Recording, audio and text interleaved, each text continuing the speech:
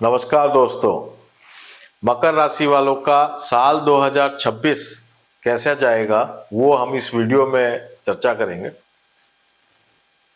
हमारे जीवन में चार ग्रहों का मुख्य रोल होता है, वो है शनि, बृहस्पति, राहु और केतु।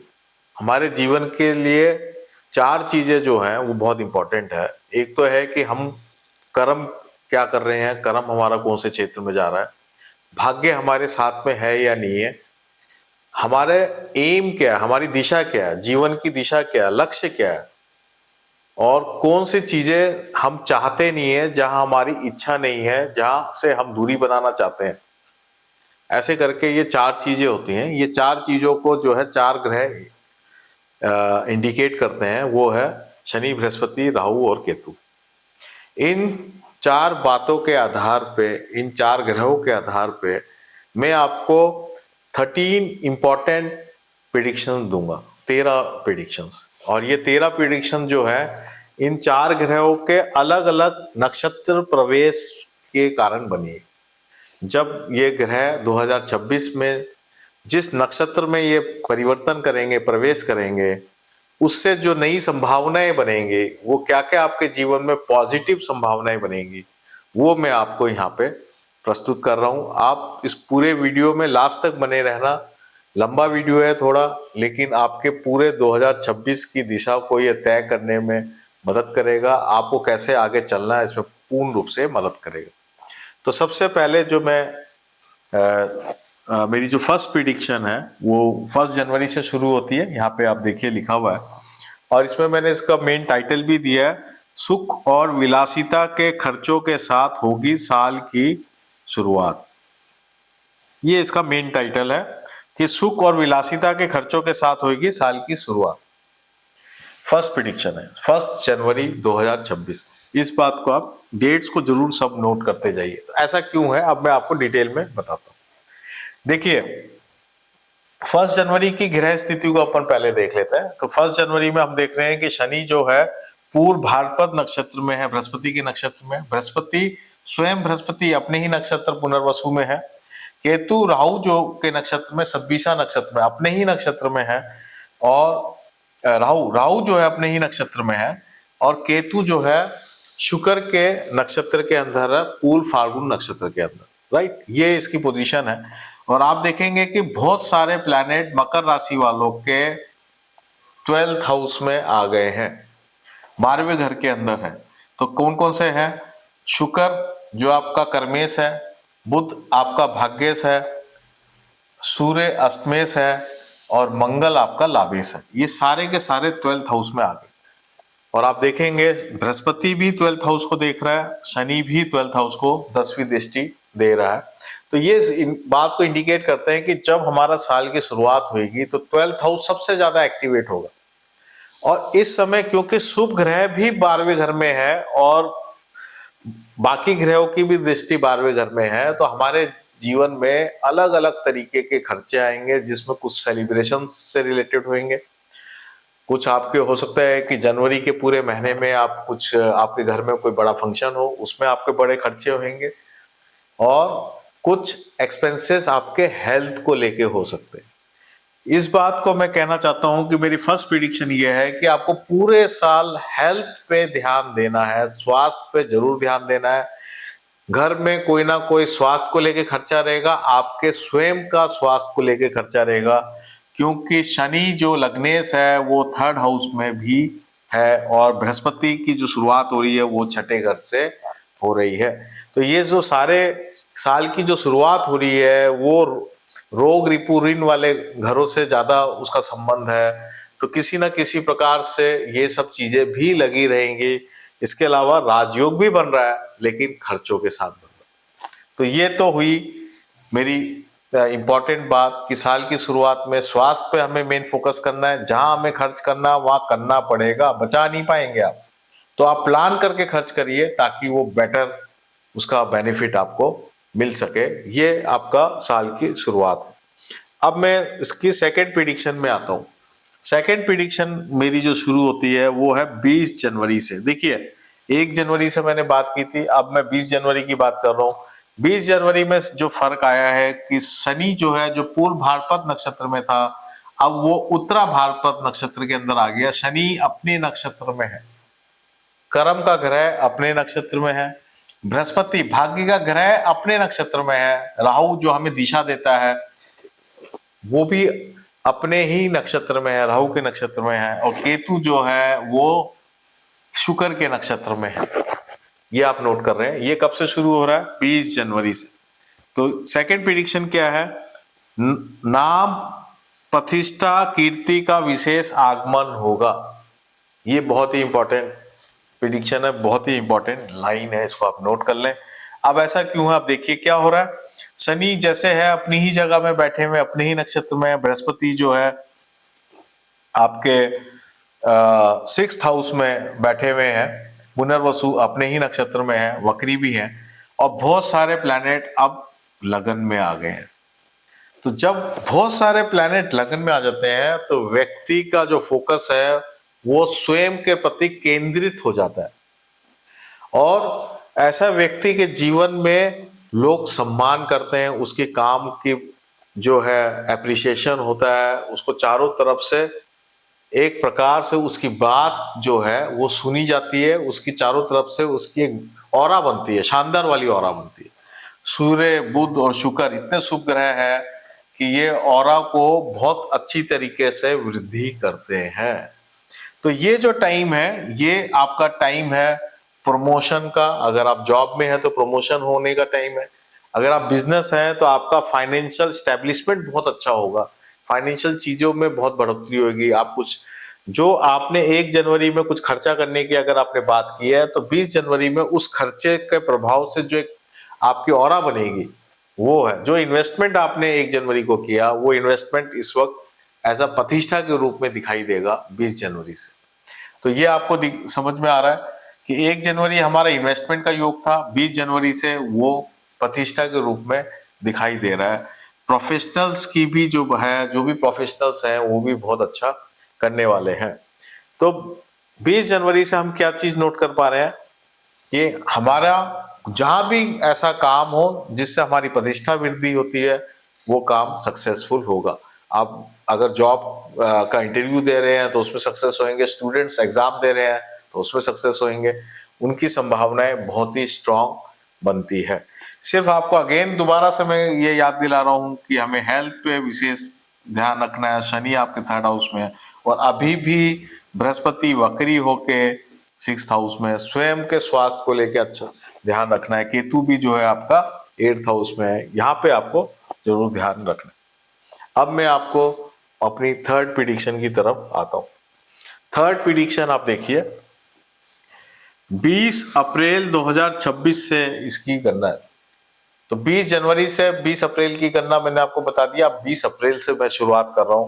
केतु माघा नक्षत्र में आ जाएगा, और केतु जब माघा नक्षत्र में आ रहा है तो केतु अपने ही नक्षत्र में आ रहा है। तो कमाल की बात है कि ये एक ऐसा समय है, 20 अप्रैल 2026 एक ऐसा समय है जब ये चारों ग्रह स्वयं के अपने ही नक्षत्रों में है। शनि शनि के नक्षत्र में है, बृहस्पति बृहस्पति के नक्षत्र में है जो 13 जुलाई को पुष्य में आएगा, राहु सतभिषा नक्षत्र के अंदर है जो 1 जुलाई को धनिष्ठा में आएगा, और केतु जो है केतु के नक्षत्र में प्रवेश कर गया है। कितना जानदार समय है। यानी कि यहाँ आपका कर्म, भाग्य और राहु केतु, पितरों की कृपा भी होती है। जब ये जो कॉम्बिनेशन है, ये कॉम्बिनेशन पितरों की कृपा को भी इंडिकेट करता है, क्योंकि जब राहु अपने नक्षत्र में जाए, केतु नक्षत्र में जाए, जब ये चारों ग्रह अपने अपने नक्षत्र में होते हैं, उस टाइम आपके जीवन में आपके जो घर से जुड़े देवी देवता, कुल देवी और पितर वो विशेष कृपा करने उतर जाते हैं। ये सब पे लागू होगा, केवल मकर लग्न नहीं, जितने भी लोग हैं सब पे लागू होगा, धरती पे जितने भी लोग।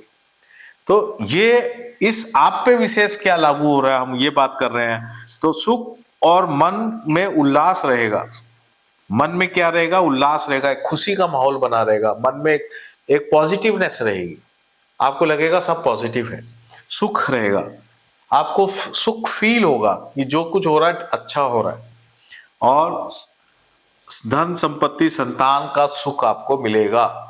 अगर आप संतान चाहते हैं, धन संपत्ति तो वैसे ही सुख मिलेगा, लेकिन अगर आप संतान चाहते हैं तो इससे श्रेष्ठ समय नहीं है। 20 अप्रैल 2026 से आपका ये योग बहुत स्ट्रांग बनता है।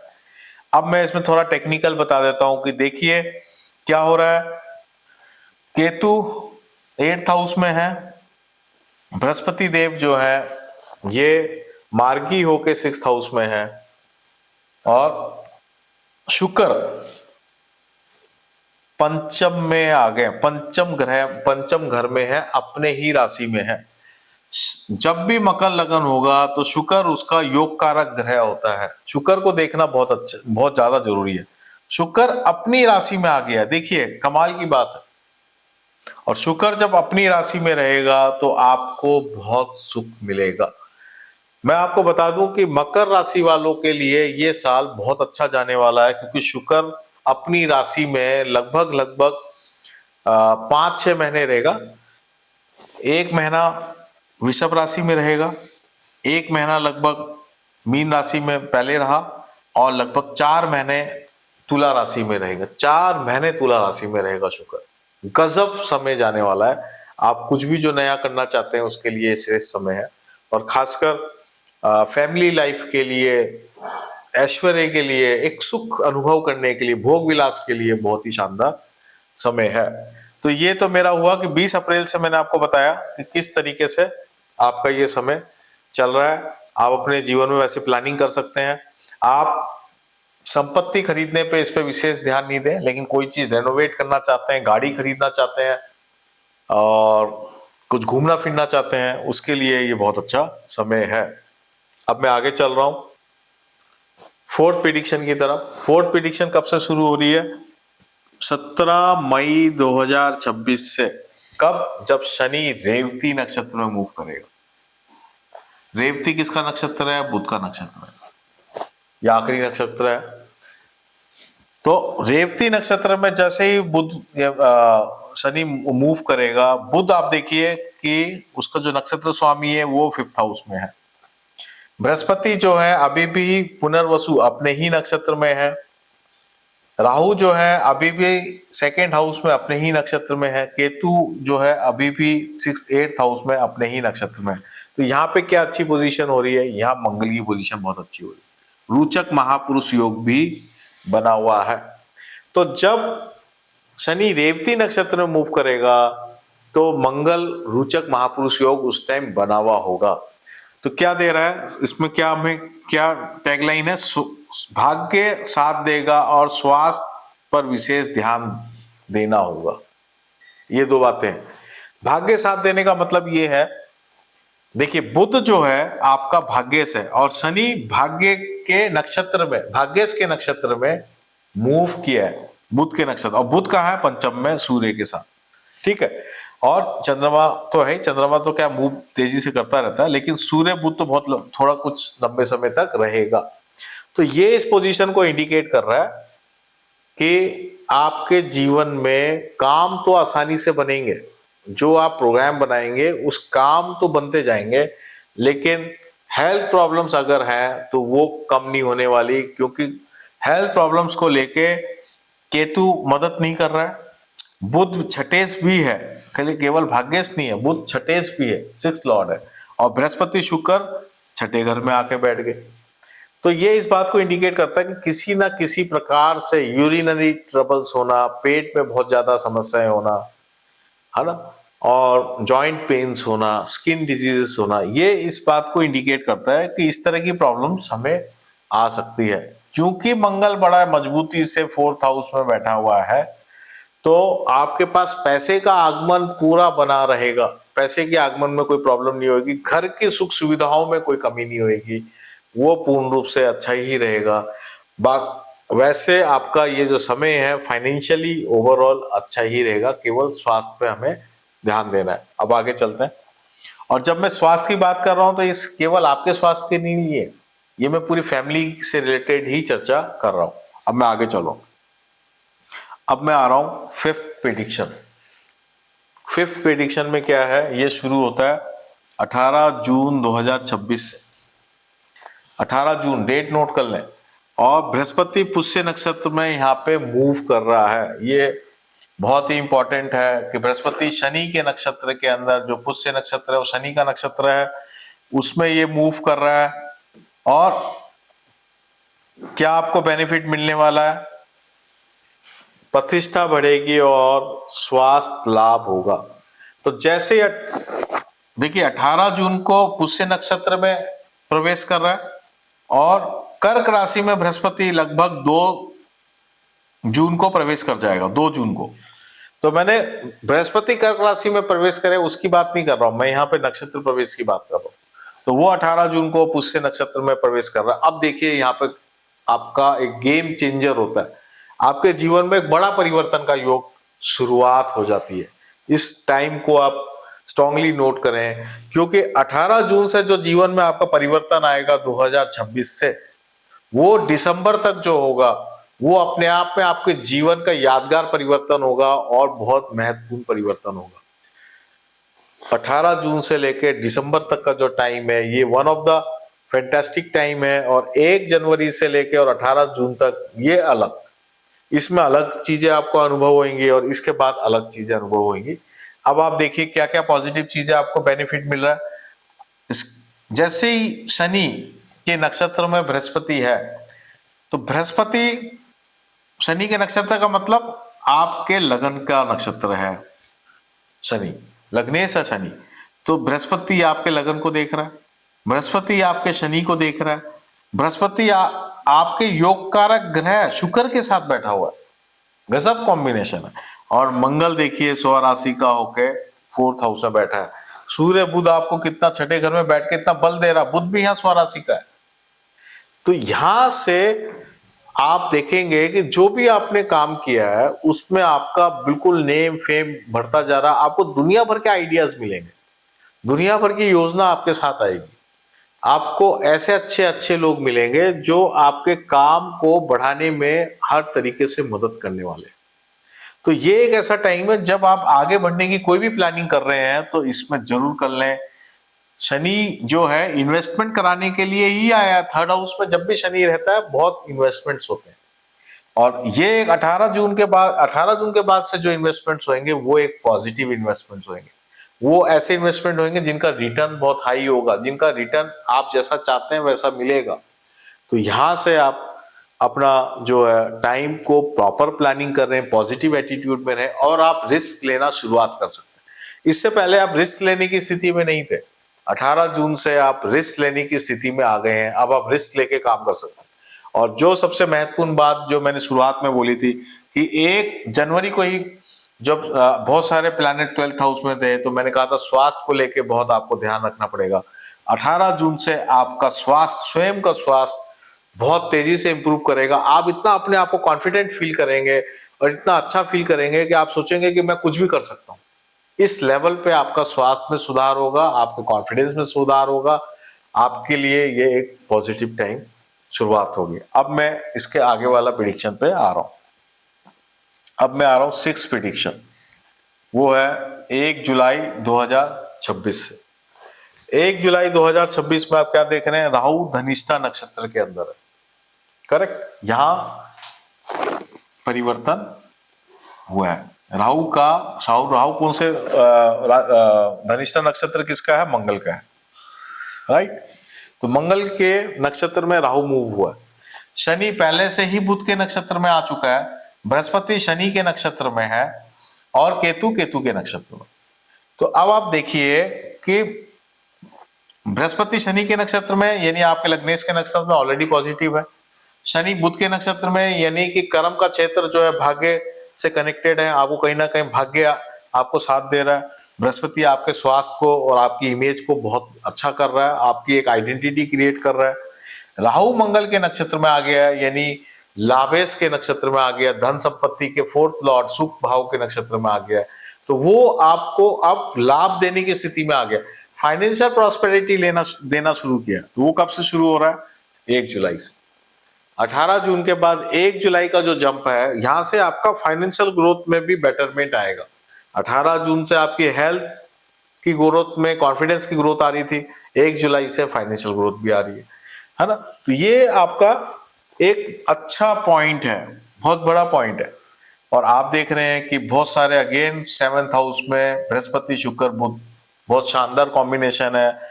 और ये कॉम्बिनेशन जो है शनि के साथ ये जो है इसका संबंध है, बृहस्पति शनि को देख रहा है और मंगल की स्थिति भी बहुत ही अच्छी है।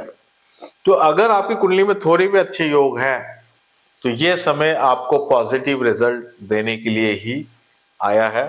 तो 1 जुलाई से आप आपके जीवन में संतान से संबंधित महत्वपूर्ण पॉजिटिव डिसीजंस होंगे। जिनकी शादी चाहते हो शादी हो जाएगी, जिसके नौकरी चाहते हो नौकरी मिल जाएगी। अगर आप प्रॉपर्टीज लेने की शुरुआत करना चाहते हैं, लेना चाहते हैं, तो अभी आपको उम्मीदें बन जाएंगी। ये प्रॉपर्टी दिलाए अभी ये जरूरी नहीं है 1 जुलाई से, लेकिन ये आपको उम्मीदें दे देगा कि अब हम प्रॉपर्टी लेने की स्थिति में आ रहे हैं। इस तरह की सीन आपको यहाँ पे बन जाएंगे और शुभ समाचार आपको कई जगहों से मिलेंगे। अब मैं अपनी आगे की प्रेडिक्शन पे आ रहा हूँ। 7th प्रेडिक्शन पे आप देखिए, 7th प्रेडिक्शन आ गई है मेरी। 7th जो प्रेडिक्शन है वो 27 जुलाई 2026 से, ठीक है। अब 27 जुलाई 2026 में क्या हो रहा है, शनि वक्री हो रहा है। बस यही रेवती नक्षत्र में है, केवल शनि वक्री हुआ है।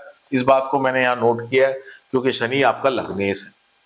लग्नेश वक्री हो जाए तो जीवन में परिवर्तन आना शुरू होता है, हम दिशा भटक भी सकते हैं। तो शनि वक्री हो गया है, लेकिन बृहस्पति शनि की राशि में और बृहस्पति शनि को देख भी रहा है। तो क्या स्थिति बन रही है कि पहली बात, जो हम काम कर रहे थे क्या उसमें दिशा में भटकाव तो नहीं आ रहा, क्या हमारी सोच में परिवर्तन तो नहीं आ रहा, जो हम करना चाहते थे उसको हम 20 में छोड़ के जाना तो नहीं चाहते। ये 27 जुलाई 2026 से ऐसा मनोभाव बनेगा। आपको इस इधर में अपने प्लानिंग पे अडिग रहना है। आपको ये समझना है कि मैं क्या सही कर रहा हूं। तो ये एक ऐसा टाइम है जब आपको एक प्रकार से रीप्लानिंग करने का समय है, रीअसेसमेंट करने का समय है। आप दोबारा से अपनी सब चीजों का असेसमेंट करें कि मैं सही जा रहा हूं या गलत जा रहा हूं, तो आपको बहुत इजी हो जाएगा। हालांकि बृहस्पति आपके लगन और लग्नेश को देख रहा है और साथ में आपके लग्नेश के नक्षत्र में भी है, तो उम्मीद यही है कि आपका रीअसेसमेंट बहुत पॉजिटिव की तरफ होगा और वो वैल्यू एडिशन करेगा किसी ना किसी तरीके से।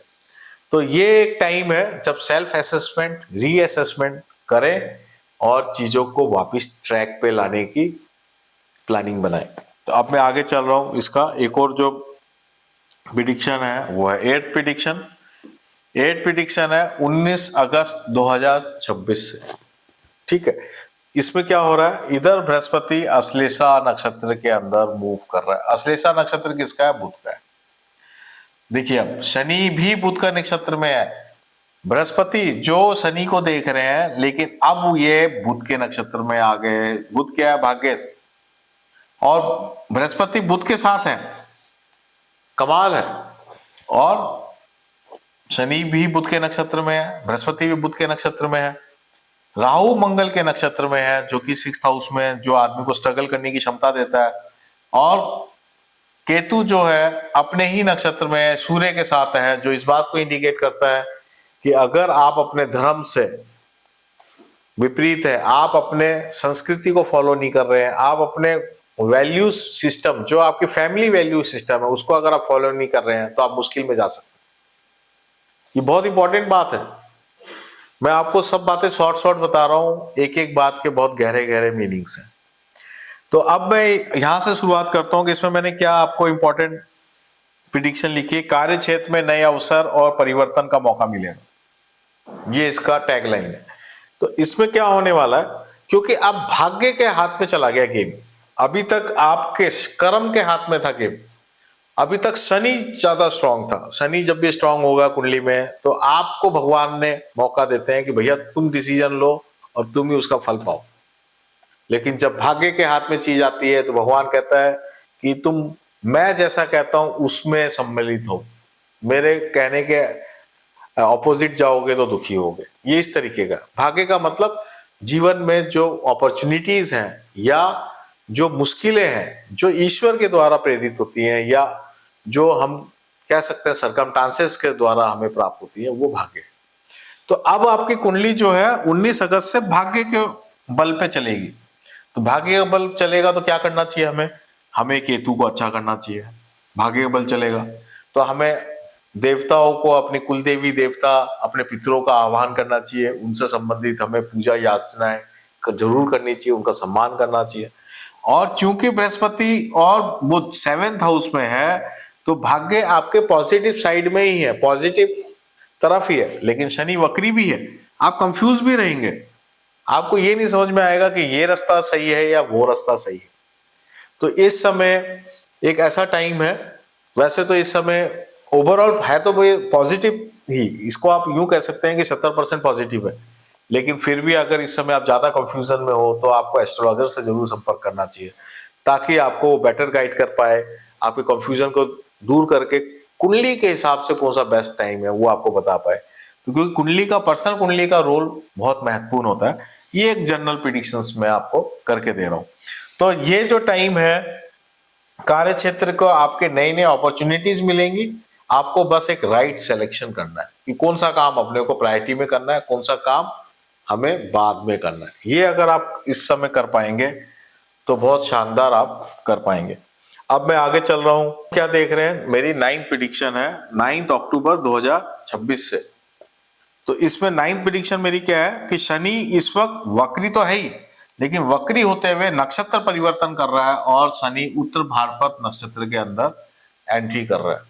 और उत्तर भाद्रपद नक्षत्र किसका है? शनि का नक्षत्र है, राइट। तो शनि के नक्षत्र के अंदर वापिस शनि आ गया है। तो इससे पहले बुध के नक्षत्र में था, वहां से वापस शनि जो है वक्री होते हुए आया है। और इसका क्या टाइटल दिया है? सरकार से फायदा ले सकते हैं, संपत्ति का योग है। तो जैसे मैंने आपको पहले बताया था कि 19 अगस्त से कि आप संपत्ति के बारे में आप विचार कर सकते हैं, लेने की सोच सकते हैं, लेकिन जैसे ही 9 अक्टूबर आएगा आप संपत्ति लेने की स्थिति में आ सकते हैं। क्यों? शनि वक्री है और शनि अपने ही नक्षत्र में है जो कि धनेश है, सेकंड लॉर्ड भी है। बाकी जो ग्रह हैं अब वैसे ही हैं, बृहस्पति जो है बुध के नक्षत्र में है, राहु जो है मंगल के नक्षत्र में है, और केतु जो है अपने ही केतु के नक्षत्र में है। तो राहु और शनि और बृहस्पति ये आपकी मदद कर रहे हैं कि आप संपत्ति ले पाए। दूसरा, ये जो पोजीशन है शुक्र की, ये शानदार पोजीशन आपको मिल गई है। ये 3 सितंबर से लेके और दिसंबर तक आपको शुक्र तुला राशि में मिलेगा, जो आपके लिए बहुत ही ब्राइट टाइम है। आपके जीवन में हर प्रकार से आपको सुख मिलेगा उसमें। और कौन सा सुख होगा? वो कार्य क्षेत्र का सुख होगा। मैक्सिमम आपको कार्य क्षेत्र में उपलब्धियां सितंबर से दिसंबर के बीच में मिलेंगी, क्योंकि शुक्र आपका 10th हाउस में सबसे लंबे समय तक वहां रहेगा। आप देखिए कि धनु राशि में शुक्र की शुरुआत हुई और सिर्फ 8 महीने के अंदर ये वापस तुला राशि में आ गया और यहाँ 4 महीने रहेगा।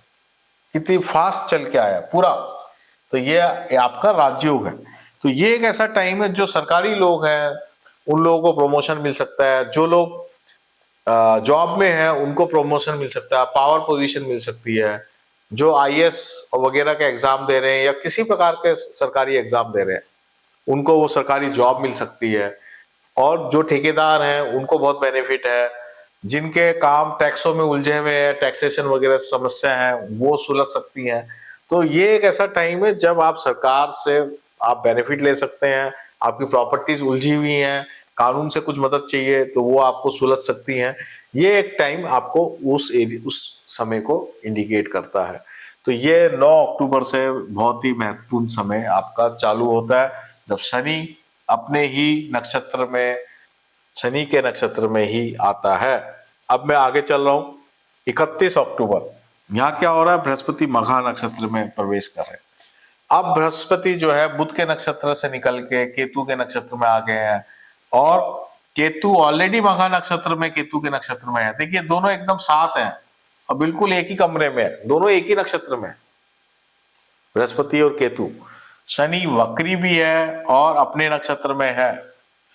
और आपका शुक्र देखिए आपको अभी भी मदद करने के लिए बैठा हुआ है, सूर्य बुध शुक्र 10th हाउस में है, तो ये शानदार बैठा हुआ है। तो ये क्या बता रहे हैं, नए कारोबार और धन वृद्धि के विशेष अवसर।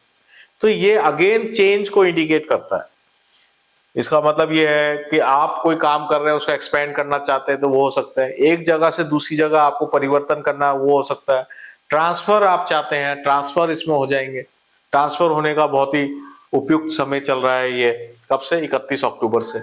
ठीक है, प्रमोशन कम ट्रांसफर जिसे बोलते हैं वो इसमें हो जाएगा। और व्यापार जो है वो अच्छा चलेगा, आपकी जो प्रतिष्ठा है वो बढ़िया ही रहेगी।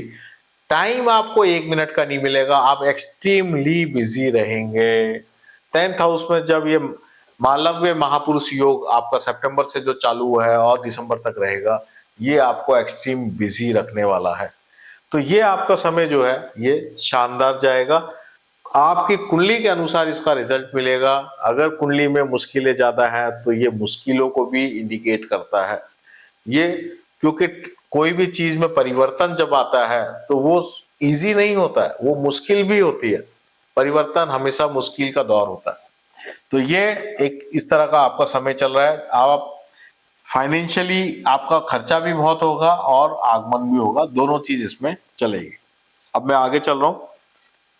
25 नवंबर को बड़ा एक और राहु केतु का प्रिडिक्शन है, राहु केतु का चेंज होगा कि केतु जो है अश्लेषा नक्षत्र में मूव करेंगे, यानी बुध के नक्षत्र में, और शनि अपने शनि के नक्षत्र में है, बृहस्पति केतु के नक्षत्र में है, राहु जो है धनिष्ठा के सेकंड पद में प्रवेश करेंगे जो कि मकर राशि में ही है। तो ये राहु केतु राशि परिवर्तन कर रहे हैं, ये ध्यान रखिएगा।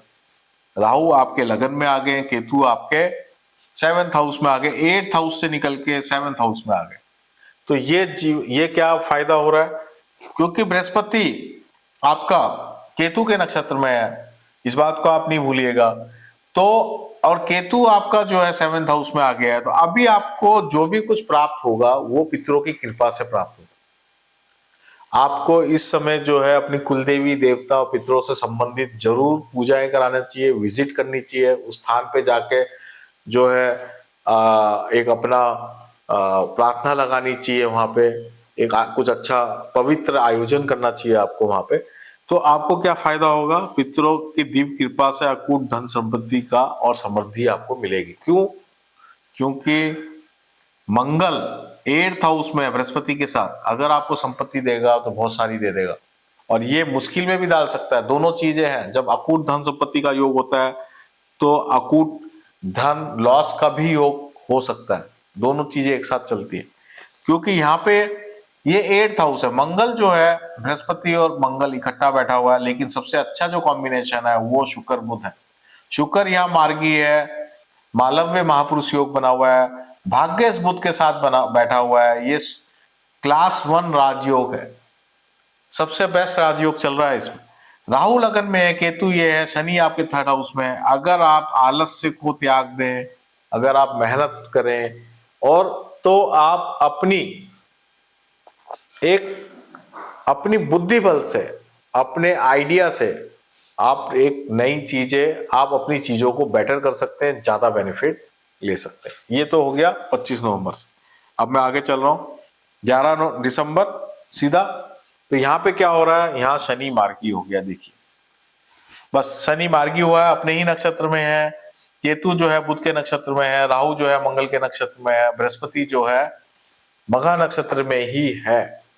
तो ये ओवरऑल आप देखिए कि शनि लग्नेश अपने नक्षत्र में है, यानी कि अगेन आपके पास वापस भगवान ने डिसीजन पावर दे रखी है।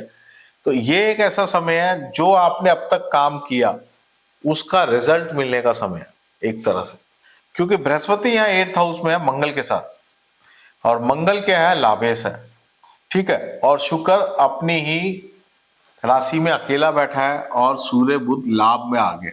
अब भाग्य कहाँ चला गया, लाभ स्थान में, भाग्य लाभ स्थान में चला गया है, ये बहुत इंपॉर्टेंट बात है। केतु बुध के नक्षत्र में है, वो भी लाभ स्थान में चला गया है। शनि अपने नक्षत्र में है, लेकिन शनि खर्चे के स्थान को भी देख रहा है और 5th हाउस को भी देख रहा है, शुक्र की राशि को भी देख रहा है। और बृहस्पति जो है वो केतु के नक्षत्र में, केतु 7th हाउस में आ गया। तो ये ओवरऑल जो टाइम है, ये आप देखेंगे केंद्र में ठीक ठीक ग्रह है, और 3rd और 11th हाउस का जो संबंध है वो बहुत शानदार है।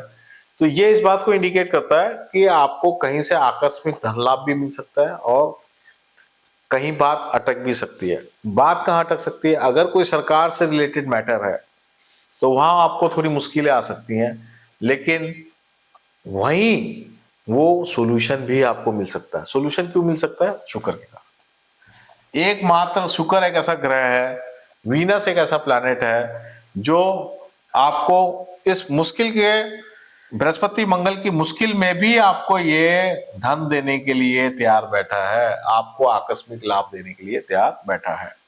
तो दोस्तों ये रहा 11 दिसंबर से। अब मैं एक लास्ट जो है कि 13 दिसंबर 2026, तो ये बृहस्पति यहाँ वक्री हो जाएगा। बस यही यहाँ पे इतना से परिवर्तन है। तो आपको बस ये ध्यान रखना है कि हमें 13 दिसंबर में हमें कोई डिसीजन मेजर कुछ लाइफ में चेंजेस नहीं करने हैं, क्योंकि बृहस्पति यहाँ वक्री हो गया। बृहस्पति का अष्टम में वक्री होना आपके लिए बिल्कुल भी ठीक नहीं है, और खासकर स्वास्थ्य को लेके, बुजुर्गों के स्वास्थ्य को लेके तो ये बिल्कुल ठीक नहीं है। तो ओवरऑल जो आपने कर लिया 11 दिसंबर तक, जो भी आपने लाइफ में डिसीजन ले लिया, उससे जो भी कुछ प्राप्त कर लिया उसको एंजॉय करें आप, क्योंकि शुक्र आपको लाइफ में इजीनेस देने के लिए आया है, एक आराम से जीवन चलाने के लिए आया है यहाँ पे। तो 30 दिसंबर तक यहीं पर ही शुक्र बैठे हुए हैं। शुक्र देव जो है आपको पूरा आशीर्वाद बरसा रहे हैं। आप तो सब देवताओं का धन्यवाद दें, आप अपने कुल देवी देवताओं को धन्यवाद दें, उसके लिए बेस्ट टाइम है, और लाइफ को प्रॉपर एंजॉय करें। तो दोस्तों ये था मकर राशि वालों का पूरा ये फल कि कैसा ये आपका पूरा महीना जाएगा। दोस्तों ये था मकर राशि वालों का पूरा 2026 के 13 प्रेडिक्शन जो मैंने आपको दिए। इसको आप ध्यान से समझ के और आप अपने जीवन में उस हिसाब से प्लानिंग करें, तो आपके जीवन में एक बड़ा परिवर्तन आएगा, और आप पूरे 2026 को बेटर तरीके से आप उसको यूटिलाइज कर पाएंगे और जीवन में अच्छा तरक्की कर पाएंगे। तो दोस्तों मैं आपको अब इस वीडियो से यहाँ पे मैं आपको धन्यवाद देता हूँ और नमस्कार करता हूँ।